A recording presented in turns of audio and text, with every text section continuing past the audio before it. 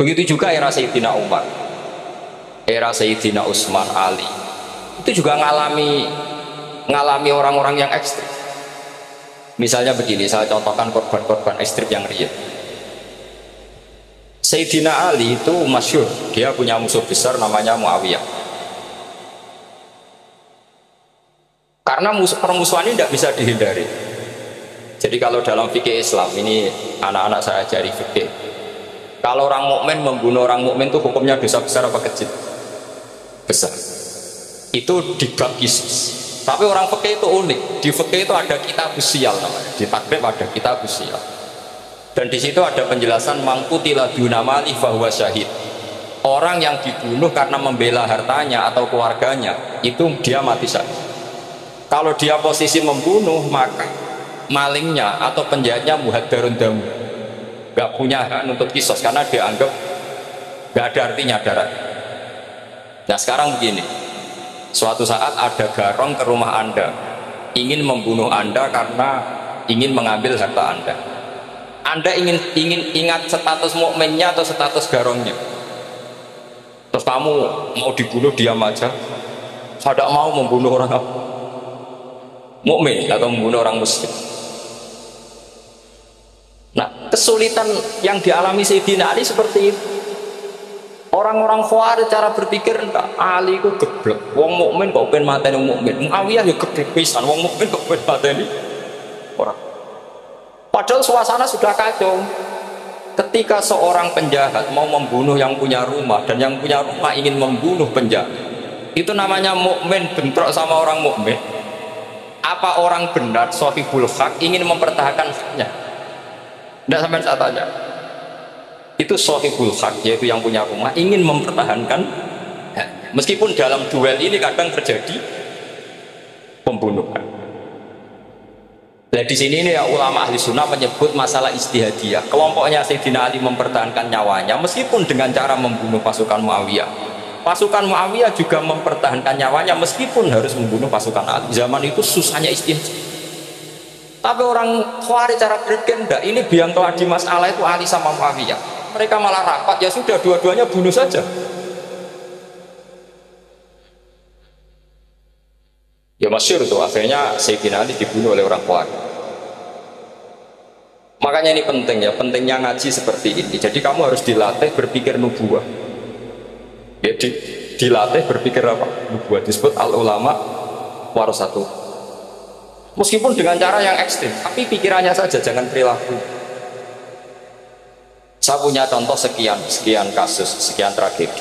Misalnya begini, saya itu dulu punya teman, dia soleh, bisa baca Fathul Mu'in. Dia itu janggal, bilang sama saya, Gus, tidak biasanya Rasulullah itu agak-agak nyindir orang fakir. Ini kok ada hadis kadal fakru ayakuna kufur, bahwa kefakiran itu mendekati apa? Kekufur. Dia itu aneh sekali. Biasanya tidak biasanya Rasulullah kritik seperti itu. Walhasil ini singkat cerita, anak ini ngalami satu trauma. Dia itu miskin. Gara-gara miskin gitu jadi burunya orang non muslim. Dan sering disuruh nganter majikannya itu ke tempat-tempat lokalisasi. Dia mulai mikir, ini gara-gara fakir saya harus nganter orang ke lokalisasi. Mulai ingat dia, sedekah Rasulullah ini gara-gara fakir saya jadi pengantar orang ke lokalisasi. Suatu saat majikannya itu benar-benar bangkrut, malah tidak disuruh nganter, pokoknya carikan yang cantik bawa sini. Pusing. Nah, dia akhirnya walhasil lari terus keluar, terus dia cerita betapa ekstrimnya fakir, sehingga gara-gara fakir saya harus jadi penolong orang yang mau apa mak. Anda boleh berpikir ekstrim, tapi ekstrim dalam melawan kemungkaran itu tadi. Saya nggak boleh jadi fakir, tapi takutnya fakir yang nanti jadi alat kemak. Imam Ghazali juga punya contoh seperti itu. Imam Ghazali pernah marah besar ketika tren di Baghdad itu orang belajar fakir semua. Hatta la yakuna thamma tabibun illa min ahli dhimmah, kata beliau. Sampai di Baghdad itu tidak ada dokter kecuali orang kafir dhimmah.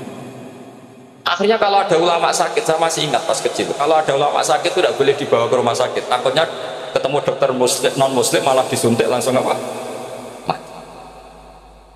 Akhirnya ulama saat itu berfatwa, orang Islam harus ada yang jadi dokter.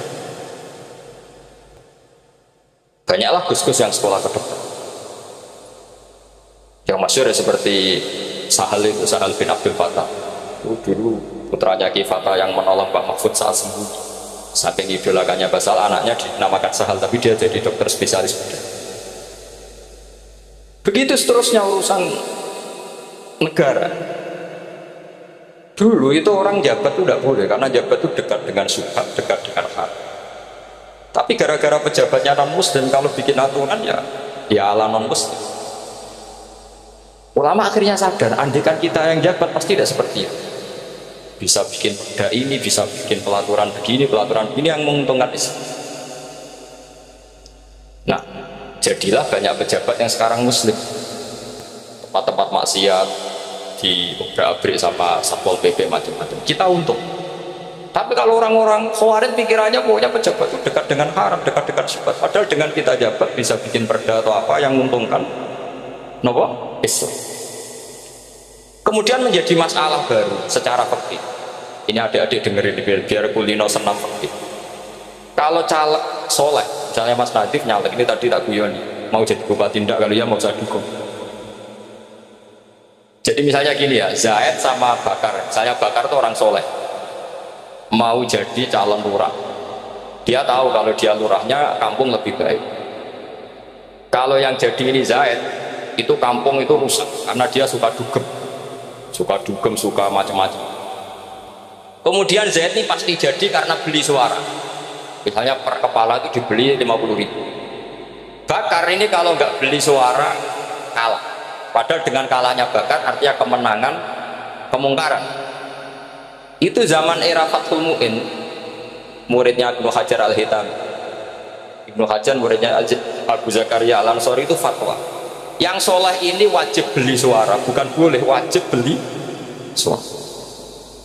Tapi ini namanya tidak nyuap, perlu dicatat, ini namanya tidak nyuap. Jadi tidak bisa kamu kaitkan misalnya ar-rosi wal murtasi benar, yang nyuap maupun yang menerima suap adalah sama-sama di neraka. Tidak bisa seperti itu, karena logikanya dibalik. Sekarang Bakar ini beli suara itu untuk membeli kebenaran, untuk mengawal kebenaran. Zaid beli suara untuk menopang kebatilan. Berarti namanya Bakar ini penyuap atau pembeli kebenaran? Pembeli kebenaran. Harus dibedakan. Nah, ini pentingnya ulama. Memang nyatanya seperti itu. Yang dikatakan nyuap, riswah itu adalah membayar uang li'ibtolil haqqi, untuk membatalkan kebenaran atau membenarkan kebatilan, itu namanya nyuap. Tapi kalau mengeluarkan uang untuk menghakkan barang dan membatalkan barang batil, itu namanya uang berjual. Nah, ini pentingnya mikir. Jadi ulama itu mulai dulu sudah ada.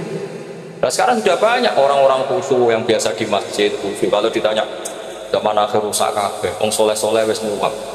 Kalau orang soleh ini tidak nyuap, ya tidak jadi.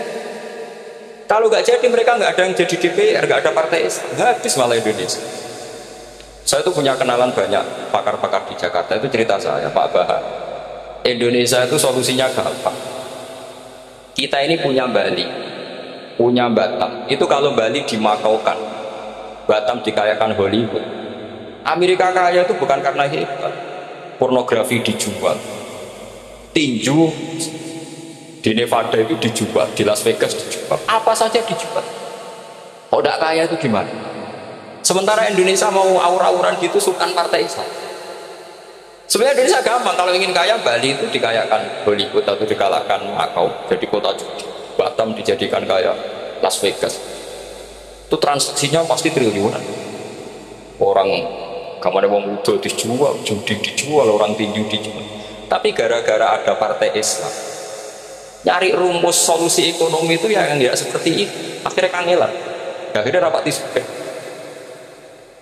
Tapi barokah, tetap barokah partai apa? Yang menangnya caleg-calegnya rata-rata ya beli. Kalau tidak beli habis. Saya bukan menghalalkan nyuap, enggak. Kalau nyuap tetap haram ila yaumil qiyamah. Tapi kalau suratul masalah seperti ini kamu mengatakan suap, itu beda. Ini suratul masalah yang tidak ada kaitannya dengan Asal lawannya batil, kecuali lawannya sama-sama hak. Dua calon di kampung itu soleh sama soleh. Ini yang soleh bayar nggak boleh, karena siapapun yang jadi soleh itu tidak boleh. Makanya kalau cari musuh yang dolim biar halal ya. Sekarang ya seperti itu. Kamu biasa heroik, biasa ngasih kiai kamu, ngasih hadiah kamu, biasa ngasih ibu kamu uang. Ternyata ibu kamu setelah kamu kasih uang dikasihkan adik kamu atau kakak kamu yang nggak pernah kerja, terus kamu marah-marah, ini tidak adil. Saya yang memberi nggak dikasih, ini yang nggak kerja dikasih terus. Loh, kamu biasa jadi pahlawan kok turun kelas menjadi apa? Pasien. Kamu milih jadi pahlawan apa pasien?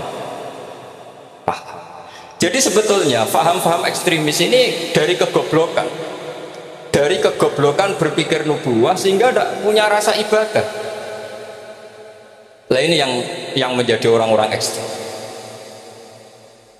Jadi korban pertama ekstremitas itu bukan sahabat tapi Rasulullah SAW, yaitu Nabi dibilangin oleh mereka, "I'dil ya Muhammad, kamu kalau bagi harus adil." Pikiran mereka kalau adil sama rata sama. Jadi kalau pakai pikiran itu, saya minum di sini itu haram, mau udah ikut bikin kok minum. Enak tamu, toko mangan, sing masak kangelan loh. Itu jajan bareng. Itu sama seperti kasusnya Bahram Al-Majusi. Dia itu seorang raja kaya, punya anak cantik. Dipikir-pikir, anakku ayu dirabi nang liya rugi, sing gedhekno aku sing pemataku dirabi wong liya.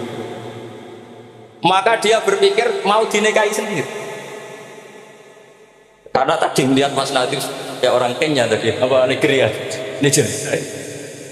Malah gak layak itu tadi orang ngomong. Ini Mas Nadir ini termasuk harus mendukung gerakan tidak ekstrim. Nyawanya masih itu karena barokahnya beliau agak-agak gitu. Tapi nggak sampai liberal ya, agak-agak pokoknya. Karena ketika ada gerakan ekstrim di Mesir, itu termasuk dia DPO. Ternyata setelah ada intelijen, beliau pas buka itu nggak makan dulu tapi rokok dulu. Wah, ini mesti orang sekuler, gak ekstrim.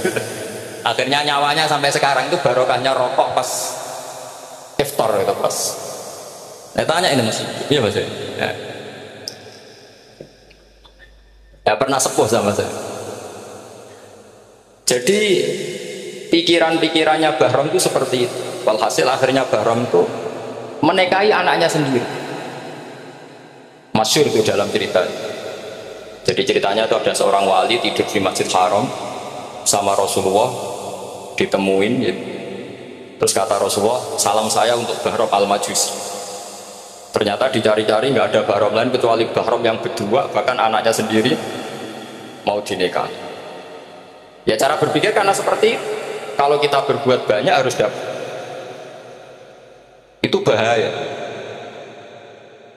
Bahaya sekali karena kalau dalam teori beragama itu al-yadul ulya khairum minal yadis sufla. Kalau biasa ngasih ya ngasih saja, itu heroik. Itu bagus. Jangan biasa ngasih sekarang bermental apa? Makanya saya itu kalau ngajar di pondok yang dulu saya belajar di situ atau yang pernah sebut dikasih itu bingung karena saya ya masih waras itu, jadi kalau dikasih itu bingung. Tapi banyak juga guru-guru yang dulu ngaji lama setelah ngajar di pondok alma maternya nuntut, saya tidak tahu itu sudah ada agak-agak kayak itu tadi. Walhasil si Bahram tadi itu, ini cerita harus saya teruskan karena nggak boleh diputus. Dapat salam dari Rasulullah, ternyata di balik nakalnya dia itu pas mau bulan pertama, malam pertama itu ada seorang janda sepuh ke sini, ganggu dia tentu ya. Ketika dikejar pulang lagi sampai 3 kali. Dia tanya, kenapa Bu kamu begitu? Katanya, saya ini anak-anak saya kelaparan. Kalau saya pulang anak-anak saya nangis minta makan. Saya ingin minta Anda. Tapi setelah saya ingat Anda ini majusi, saya mukmin, saya mukminah, saya pulang. Ya sudah Bu, kamu di rumah saja. Nanti saya kirimi makan. Dikirimi sendiri, padahal dia seorang raja.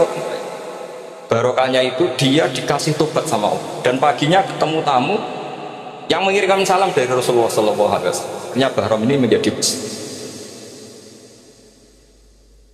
Tapi intinya berpikir seperti tadi itu salah, bahwa kalau saya jasa banyak harus mendapat apa? Ini cara berpikir orang-orang Khawarij. Iya, saya pernah ditanya seorang dosen, Gus, saya ini kalau baca sejarah perang Badar atau perang Uhud, yang saya tidak nerima itu satu. Kenapa setiap ghanimah harta orang kafir dan istrinya orang kafir kok disita orang Islam, dan yang perempuan jadi amat, kemudian juga digauli orang Islam, yang hartanya orang kafir juga jadi asetnya orang Islam, kok kayak garong. Dia tanya seperti itu sama saya. Terus saya jawab, kalau sampean ada garong dan kemudian bawa senpi senjata api, kemudian garong Anda, penjahat Anda lumpuhkan, ya senpi itu harus Anda kembalikan. Monggo penjahat ini kagungan jenengan beto wangsul, karena ada milik Anda, harus dikembalikan. Wah, tidak bisa Pak, kalau saya kembalikan pasti dipakai jahat lagi, dipakai kriminal lagi. Ya sama, kalau asetnya orang kafir dikembalikan ke orang kafir akan menjadi aset kekafiran lagi untuk menghancurkan. Nah, perempuan juga sama. Perempuan itu alat produksi. Jika perempuan tadi dikembalikan ke orang kafir, maka kamu menolong populasi orang. Ya seperti itu. Paham? Makanya disita dalam perang loh ya, tapi dalam perang yang legal. Nah itulah kenapa amat halal. Makanya di Quran itu illa ala azwajihim aw ma malakat ayman. Paling enggak itu masih ada ulama atau pemikir atau ustadz siapa saja yang bisa memahami logika apa?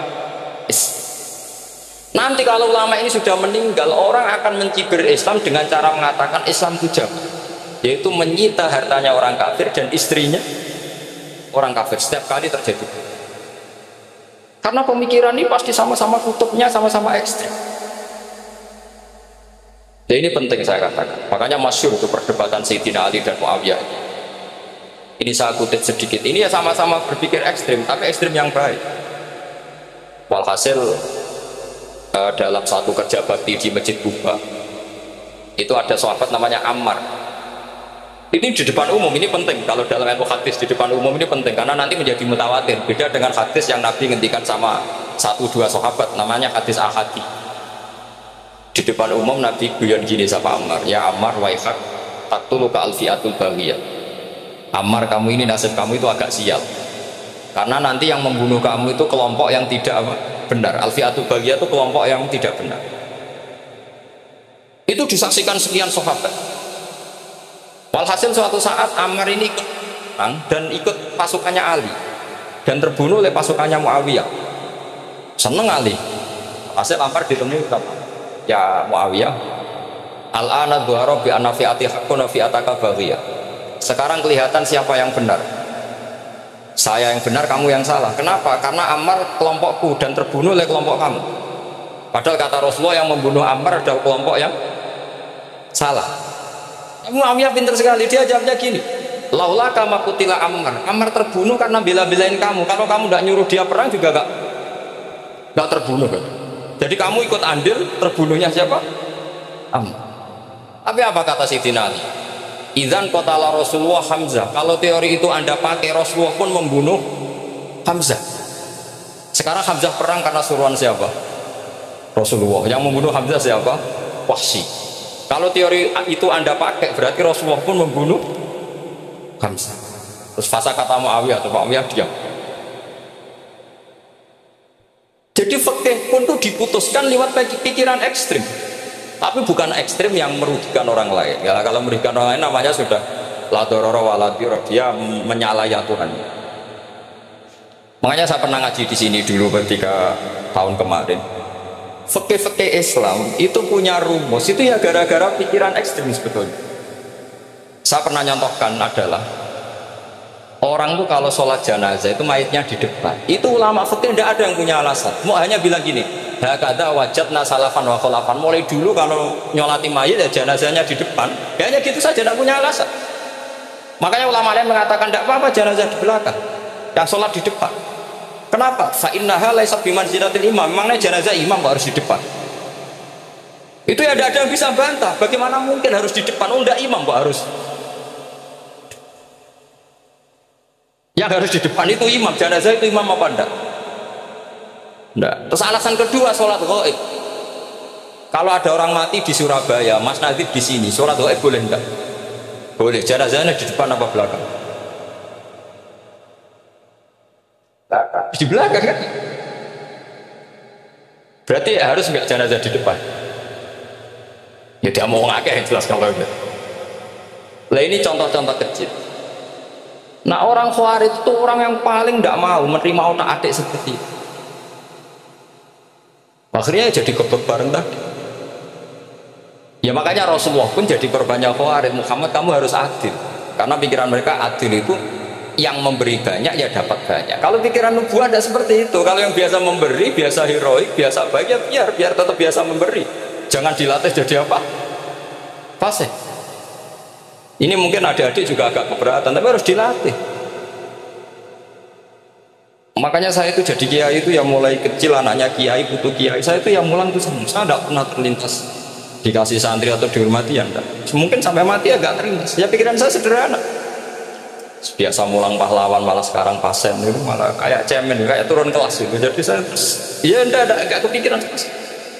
Loh kalau saya minta sama Allah karena itu atasan saya. Makanya ada ulama yang ekstrim gini, ini kisah nyata. Ada ulama alim datang ke seorang raja. Rajanya ini soleh betul. Ternyata pas raja itu berdoa, ya Allah saya kasih ini kasih ini. Ada ulama tadi itu mau mengajukan proposal, mau minta apa gitu. Terus dia pulang ketika ditanya, Pak Kiai kenapa pulang? Ternyata raja itu minta zat yang sama yang saya mintai. Kalau raja saja masih minta, ngapain saya minta raja? Saya akan minta zat yang dimintai raja. Terus pulang dia. Wah itu ya pikiran ekstrim, tapi bagus ekstrimnya. Saya akan minta zat yang dimintai. Kalau sampean kan enggak, uteknya saya les, sholat tinta ini, tetap jalo. Orang mikir seperti itu. Memang salah didik, salah itu tadi. Nah, ini harus dilatih. Masyhur itu ketika Nabi pas Fathu Makkah itu, orang-orang Ansor komentari Nabi gini ketika Nabi sangat happy di Mekah, sangat enjoy di Mekah. Kata orang-orang Ansor, amar rojul fa'adroka durok fatun fi ahli wa ulfatun fi asyirati. Namanya orang pasti happy kalau di kampung halaman. Jangan-jangan Rasulullah itu nanti hidup di Mekah lagi karena Mekah sudah dikuasai orang Islam. Beliau pasti kangen sama keluarga, sama Mekah. Tapi ya sama, ketika Rasulullah mulai ngasih itu, orang-orang Quraisy dikasih banyak, orang Ansor juga pikirannya seperti itu. Baru orang Ansor dilatih pikiran nubuwah, yaitu tadi mereka itu dapat kambing, dapat sapi terus pulang. Kamu mendapat saya, milih mana? Milih Rasulullah Shallallahu Alaihi Wasallam. Sekarang kamu saya balik. Kamu punya kiai, kamu bisa memberi hadiah, memberi beliau. Suatu saat kiai Anda ini kaya raya, terus sering ngasih orang-orang yang nggak pernah berjasa. Kamu nggak pernah dikasih. Itu kalau pakai pikiran Khawarij, kiai ini salah karena ngasih orang yang tidak berjasa. Tapi kalau kamu pakai pikiran nubuah, enggak. Alhamdulillah saya tetap istiqomah memberi kiai itu, dan alhamdulillah enggak dibales. Semoga balasannya di akhir. Ya sudah seperti itu. Kalau pakai pikiran gengsi tadi seperti itu. Masa biasa memberi sekarang posisi diberi, saya turun kelas. Jadi sebetulnya pikiran ekstrim itu boleh, tapi untuk yang seperti ini bukan ekstrim yang tadi. Makanya ini disebut al-hujjat. Al-hujjat itu satu logika yang bisa mematahkan asumsi awal. Ini saya harap santri-santri matolek putra maupun putri berpikir seperti ini, sehingga sama. Jadi misalnya sekarang dibalik, kalau ada orang NTT yang masih non muslim, itu orang kafir yang harus dibunuh atau orang kafir yang harus didakwai. Mesti pikirannya itu, kalau Nabi itu ya semua yang didakwai Nabi dulu orang kafir. Nah, ketika Nabi di Mekah itu pertama ketemu orang kafir itu dibunuh atau didakwai? Didakwai. Ya berarti pilihan sekarang ya didakwai bukan dibunuh. Nah soal perang itu perang itu beda dengan membunuh. Ada janjinya, ada macam-macamnya, terus nggak ada solusi, itu baru ada apa? Jadi kalau sudah dibalik-balik gitu, makanya kata ulama-ulama, Khawarij itu pasti salah. Pasti salahnya adalah kalau orang tidak benar ya dibenarkan, bukan dibunuh. Kalau setiap orang kafir dibunuh, Nabi kapan jadi nabinya? Karena orang kafir habis. Jadi metode bil hikmati ya tidak ada, metode hasanah ya tidak ada, karena orang kafirnya sudah apa? Mati. Pertanyaan kedua, kalau Nabi harus ekstrim ngapain? Yang ngawal Jibril, halnya Israel lebih efektif. Jadi kalau sama-sama ingin ekstrim, Nabi itu nggak usah dikawal Jibril, kan tidak efektif kan? Harusnya yang ngawal itu siapa? Israel. Kan nggak repot. Nah, jadi saya mohon ini saya cerita. Jadi korban pikiran ekstrim itu bukan siapa-siapa. Pertama itu Rasul. Akhirnya Rasulullah menjelaskan, ya beginilah cara berpikir. Jadi saya kira demikian. Nanti mungkin kalau ada tanya-tanya, ada pertanyaan. Yang jelas kalau seputar ekstremitas itu bisa latihan ya. Sebenarnya bisa latihan di fikih. Karena fikih ini cerminan dari pikiran ulama. Ya, cerminan dari pikiran apa ulama yang tidak tekstual. Ya, seperti gini ya. Tasaddaqa Rasulullah so'an min tamrin au so'an min aqidin. Ketika zakat fitrah itu Rasulullah mengeluarkan satu sok amr itu kurma. Kalau menurut tekstual berarti zakat fitrah harus pakai kurma. Tapi semua ulama sedunia mengatakan kuti ahlil balad. Hanya dalam konteks Indonesia ya pakai apa? Beras. Berarti kata tamr diganti kut. Diganti apa? Kut. Jadi orang itu jangan diajak goblok bareng. Masa Nabi ngendikan tamr harus apa? Makanya saya pernah debat, Pak Nabi itu cingkrang, kenapa orang-orang itu rata-rata tidak cingkrang? Saya bilang, Nabi itu hidupnya di Mekah, kenapa Anda hidup di Indonesia? Iya, Nabi itu hidupnya di Mekah. Terus saya tanya lagi, Nabi itu hafal Quran, kamu udah hafal? Saya hafal Quran, kalau cingkrang gampang karek ngerti. Ya, kalau anut sunnah Rasul, Nabi hafal Quran, enggak hafal kan? Berarti kalau ikut sunnah Rasul, hafal Quran. Jangan cingkrak tok ya hafal apa?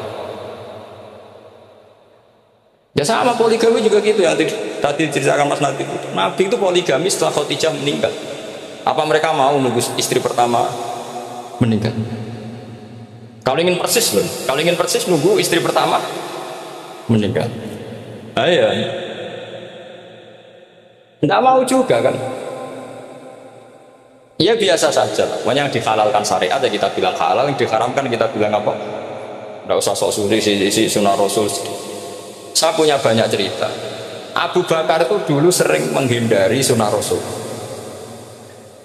Dulu Rasulullah itu kalau ada orang minta ya dikasih. Ketika Abu Bakar bikin Baitul Mal, ketika ditanya ini zaman Rasulullah tidak ada, kata Abu Bakar, gua Rasulullah, beliau itu Rasulullah, mau gak di-manage ya negara tertib. Umar bikin pasukan diangkat negara. Kalau dulu zaman Nabi yang ikut perang bahaya, yang tidak perang namanya munafik. Era Umar tidak, militer itu ditunjuk, ya digaji pakai Diwanul Murtazikah. Ketika ditanya kenapa tidak kayak Rasulullah, gua Rasulullah mbok tidak tertib pun tetap negara stabil. Nggak ada karisma. Jadi kadang-kadang dalam banyak hal itu kita malah tidak boleh persis Rasulullah, karena kadang banyak khususnya. Yaitu contoh yang paling masyhur di fikih ya kayak Nabi itu nekat 9 itu khususnya. Dalam strategi juga sama. Dalam strategi memanage negara juga sama. Banyak sahabat yang punya ide yang zaman Nabi tidak ada. Ketika ditanya kenapa tidak persis Nabi, katanya huwa Rasulullah. Ya Rasulullah itu meskipun seperti itu, meskipun tidak tertib secara rasional, tetap dikawal wahyu, makanya negara baik-baik saja.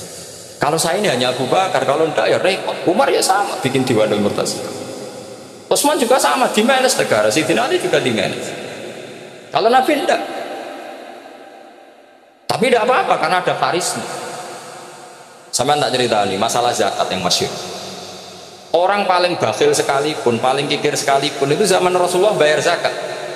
Karena pikirannya setelah zakat dikasihkan, Rasulullah mendoakan, khudh min amwalihim shadaqatan tutahhiruhum wa tuzakkihim biha wa sholli alaihim inna sholataka sakanun lahum. Era Abu Bakar enggak. Sorry ya Abu Bakar, dulu kita zakat sama Rasulullah karena didoakan beliau. Kamu hanya Abu Bakar, saya tidak mau zakat. Ya sama lah seperti orang dipimpin ulama-ulama karismatik. Orang dipimpin Badullah itu nggak usah metai, santri sudah nurut. Dipimpin Manazif nggak bikin pelaturan, habis pun. Kalau tidak ngancam, nggak gini, ditakzir, nggak gini, habis. Zaman Badola dehem tok santri wedi. Mas Nadif dehem tok enggak ada. Nah, makanya Rasulullah itu tidak banyak bikin pelaturan. Rasulullah itu kalau mau perang itu hanya bilang sahabat, saya besok ditantang Abu Sufyan di sini. Saya mau perang. Oh itu sahabat ikut semua. Orang melihat wajahnya, melihat karismanya sudah tertarik ingin menyelamatkan beliau. Kita tidak akan ridho Rasulullah keluar sendiri. Kalau Abu Bakar ya enggak. Pertama Abu Bakar pidato sudah sopan. Saya memimpin kamu.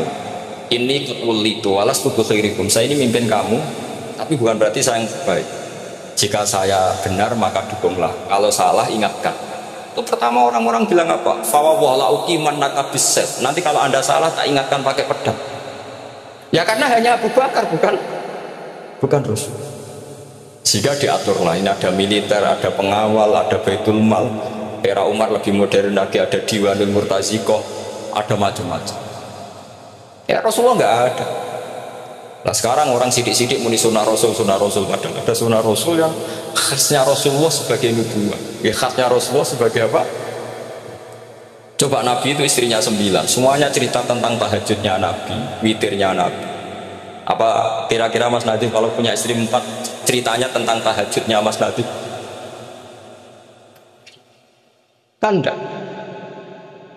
Nah, jadi saya mohon, sebetulnya pikiran-pikiran ekstrim itu karena enggak mau belajar. Enggak mau belajar. Kalau mau belajar itu kata Imam Ghazali itu dalam kitab Imla, Al-Imla fi Iskalatil Ihya itu. Fal ma'ani awsa'u minal ibarat. Yang namanya ma'ani itu awsa'u apa? Minal ibarat. Jadi yang fal ma'ani awsa'u minal ibarat. Jadi yang namanya makna itu lebih luas minal apa? Nah, ini contoh yang paling nyata ya Sayyidina Ali. Ketika Sayyidina Ali perang sama Muawiyah, itu Sayyidina Ali bilang sebaiknya Muawiyah kirim delegasi mediator. Saya juga kirim media. Terus orang-orang Khawarij karena tadi tekstual, mahada ya Ali. Ini apa ya Ali? Lam yujad fi kitabillah. Aturan mediator itu tidak ada di Quran. Bahwa kalau kita perang harus ada mediator itu tidak ada. Terus Sayyidina Ali baca ayat wa in khiftum shiqaqa bainihima fab'atsu hakaman min ahli wa hakaman min ahliyah. Jika lelaki dan perempuan suami istri terjadi shiqaq, terjadi konflik, maka suami kirim satu mediator, yang pihak perempuan juga kirim mediator. Terus Sayyidina Ali ngendikan wa amru Muhammad a'dhamu min amri rajulin wa imra'atin. Urusan umat Muhammad lebih serius ketimbang urusan hanya sekedar suami dan istri. Maka kita butuh hakam, butuh mediator. Baru 4.000 orang Khawarij tobat ngikuti pikirannya Sayyidina Ali yang tidak tekstual. Sama seperti zaman Rasulullah. Ketika Rasulullah mau perang Badar, saya ini mau perang Badar kata Rasulullah. Musuh saya itu 1.000 lebih. Kalian hanya 313. Apa kita teruskan? Itu sahabat langsung bilang gini, saya itu hafal teknik. Idzan la naqulu laka kama qalat banu Israil fathab anta wa rabbuka faqatila inna haruna qa'idun walakin idhab anta faqatila inna ma'akuma muqatilun. Ini kelihatan sekali bahwa para sahabat sudah ada tekstual. Orang-orang Bani Israel ketika melihat Musa katanya sakti dan orang dekat Allah, itu cara berpikir orang Bani Israel gini. Walhasil ada perintah supaya Musa itu merangi kaum Jabarin. Orang Jabar ini gagah-gagah, pikirannya orang Bani Israel, Musa kami itu sakti dekat Allah, ya sudahlah sama Allah saja sana, tak tunggu di rumah kabarnya. Itu kan sama dengan santri semedit roh ya ini suka, meski aku suka, serasa tak pikirkan seperti itu. Ya sama seperti itu. Nabi itu kekasih Allah, mesti perang menang, serasa tak ewangi mesti menangis. Fadhab anta wa rabbuka faqatila inna hahuna. Kok itu? Ya sudah kamu berangkat saja sama Tuhan, tak tunggu di rumah. Tapi apa kata para sahabat Ansor ketika Nabi minta supaya mereka dukung di perang Badar? Langsung bilang, idzan la naqulu laka kama qalat banu Israil. Kita tidak akan bermental kayak Bani. Ini tekstual pada enggak. Mereka punya mafhum, punya pikiran. Cara Mas Nadif punya kreatif. Bahwa ini mental yang bejat, kita tidak akan meniru seperti itu. Itu sahabat. Jadi dulu sahabat itu makna di Quran juga ada tekstual. Jadi bisa memahami. Nah sekarang orang memaksa semuanya harus tekstual. Ya meskipun tadi jangan terlalu liar menjadi liberal. Tapi saya tidak tahu kalau contohnya Mas Nadiem tadi pakai kondom istiqlal, tidak tahu itu pikirannya Jil apa Mas Nadiem, tidak tahu saya itu. Itu tidak tahu. Kok sampai sembeling itu saya tidak tahu. Oh, lagi juga kalau tidak bisa nyontohkan yang di luar itu, saya itu ya tidak tahu. Mulai dulu ilmunya yang seperti itu terus. Saya tidak tahu lagi. Jadi mulai dulu zaman Nabi pun itu sudah ada pikiran-pikiran seperti itu. Jadi tekstual atau harfiah itu ya enggak. Nyatanya sahabat langsung bilang idzan lanaku laka kama qalat banu apa? Es.